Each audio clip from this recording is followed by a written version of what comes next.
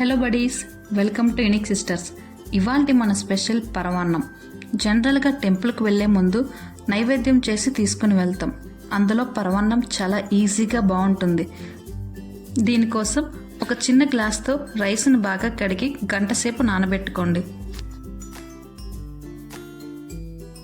ఇప్పుడు ఒక బౌల్లో 1/2 లీటర్ పాలు చిన్న గ్లాస్తో వాటర్ వేసి బాగా మరగబెట్టుకోండి. పాలు బాగా మరిగి ఒకసారి పొంగాక నానబెట్టుకున్న బియ్యాన్ని తీసి వేసుకోండి.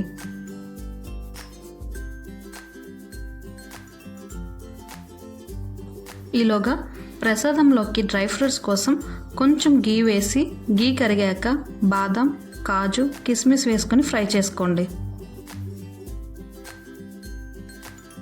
ఇప్పుడు మన రైస్ ఇలా బాగా కుక్ అయినాక స్టవ్ ఆఫ్ చేసి కాస్త చల్లారించండి.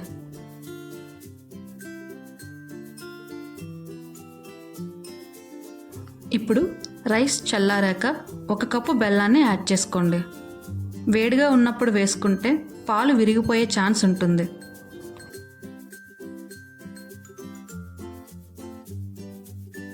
ఇందులోనే కొద్దిగా ఇలాచీ లేదా ఇలాచీ పౌడర్ వేసుకొని బాగా కలుపుకోండి.